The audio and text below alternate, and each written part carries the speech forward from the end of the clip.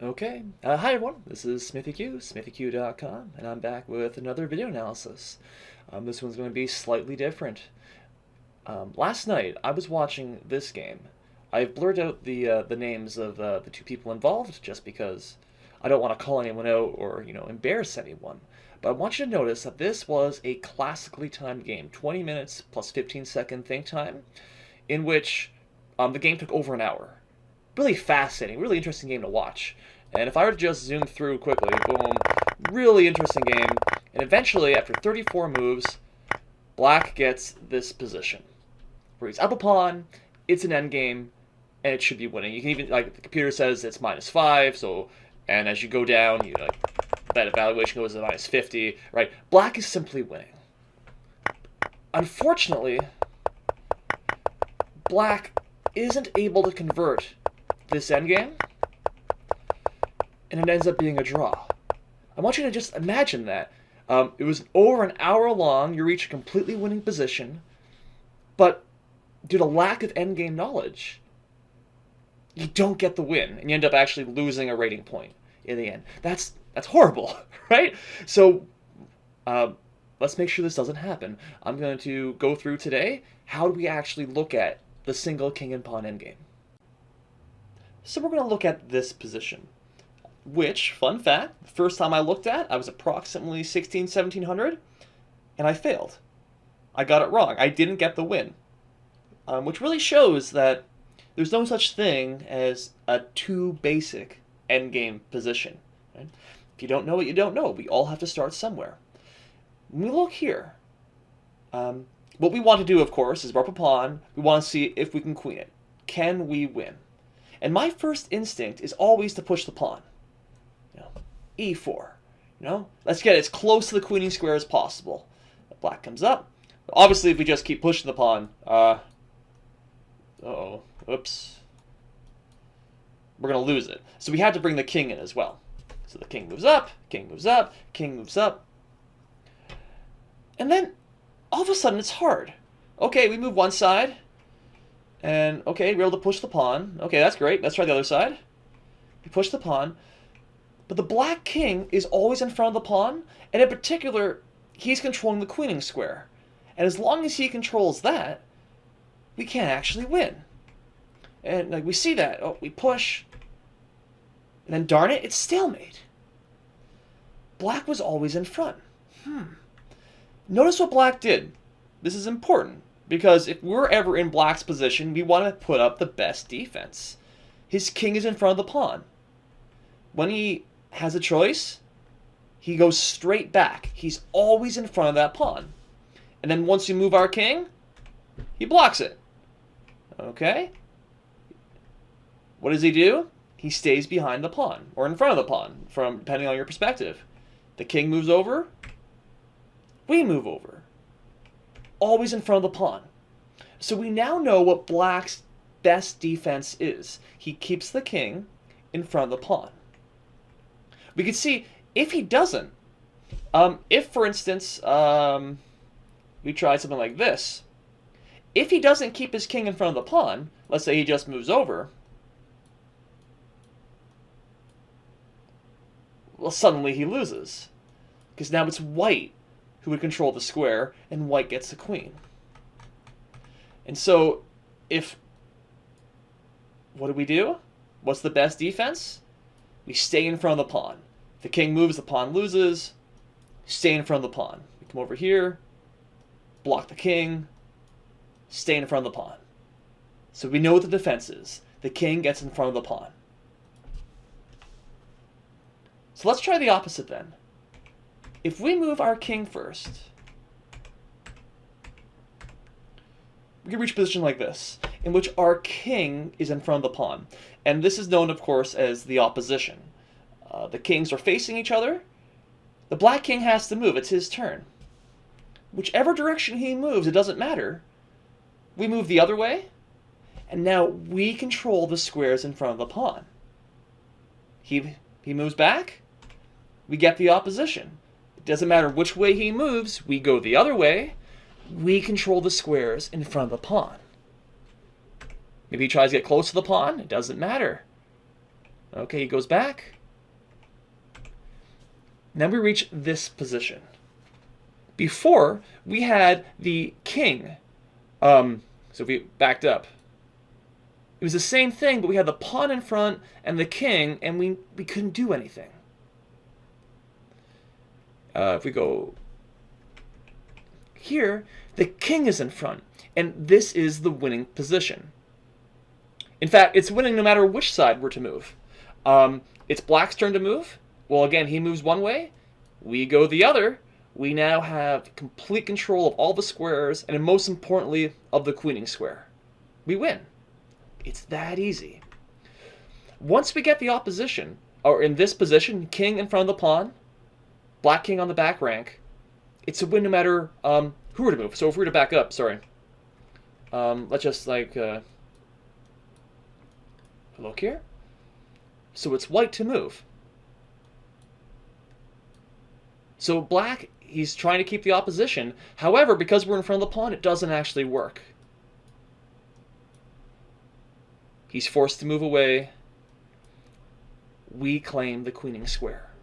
So the most important thing is this position. King in front of the pawn. If we get the opposition, we win. And there's actually an interest. Let me just set something up here. Right here. So, is this a win or is this a draw? If our first instinct is to move our king close to the pawn, well then black will do the same. Black has the opposition now. Our king isn't in front of the pawn. Obviously, if we just move away, black's in front of the pawn, black has his draw. If we push the pawn, this time it's a draw by stalemate. Let's back up. And so the idea is, again, if we can't get the king in front of the pawn, let's get the opposition. Because if we get the opposition on the back rank, we win. Alright, obviously if black were to move in the corner, we secure the square. If black moves over, we keep the opposition. Black moves over, we push the pawn, black moves, we secure the square. Fascinating, isn't it? And so, what have we learned? We know the key defense is black stays in front of the pawn, and in particular, he's controlling the queening square. And so what do we want to do instead? The winning side, we want to get our king in front of the pawn.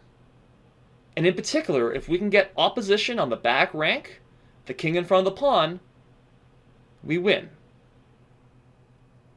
In fact, even if the pawn were to be advanced, if we can get the opposition on the back rank, we win. And so when we go back at this initial position, all the way back here, we don't need to calculate, we don't need to memorize 6,000 moves. We just need to know the idea. The idea is the king gets in front of the pawn. And if we can get the opposition on the back rank, we know it's a win. But all we have to do, march the king first. The king, want to think about this as a future queen. Right? We don't push the queen from behind. No, that's not what a king would do. A king escorts the queen. The king is clearing the way. So that way the queen can then advance unhindered. If the king is behind the queen, then we're trying to push the queen. That doesn't work. We don't push a queen. We don't push royalty. We escort royalty. Or in this case, future royalty. And so, let's look back at the game. So in the game, we had, let's see here, a2, take, over here. So what did black do? Black, he pushed his pawn, but white got in front of the queening square. And he wasn't able to queen the pawn anymore. What should black have done instead? Again, king goes first. King moves in here. Doesn't matter where white goes. we have our winning position. Or, alternatively, we could even gone here, where again, we're controlling the queening square. Okay, it's going to take a little bit longer. We reach the same position. And that's it. If the king goes first, we can escort the future queen. And then we can actually see a very one last thing this game really teaches us is that black has an extra pawn still. The problem is that it's a rook pawn, and white doesn't even need to control the queening square. What actually happened is that, again, white got to the queening square, and it was a draw. This is stalemate right away. But the other problem is that even if white doesn't get into the queening square, white can just stay right here, and then something interesting happens. Let's say he pushes the pawn. Pushes the pawn. Look at this. White controls these two squares. Push, push. It's actually black who's stalemated. Black can't escape the corner. If black, tries to, escape as soon as he moves out, then white jumps into the corner. And so a rook pawn by itself gives the opposition so many drawing chances. Right? So even though black, he perhaps looked at the position, he knew that he had an extra pawn, so it didn't matter if his d pawn didn't queen or not. Because it's a rook pawn, that gives white too many drawing chances. Right? And so we don't want to spoil games by, throwing away rating points, throwing away wins. This is why endgames are important. And again, it's not about memorizing individual moves. You don't need to memorize all 30 of those moves, or however many there were. If you just know the idea, king goes first. You now know what to do in just about the vast majority of simple king and pawn endgames, which is pretty cool. So if you can just learn these ideas, that's going to help. And I think that's going to be it. All right, guys. Thanks for watching. Questions, comments, leave that in. And until next time, SmithyQ, SmithyQ.com. Bye for now.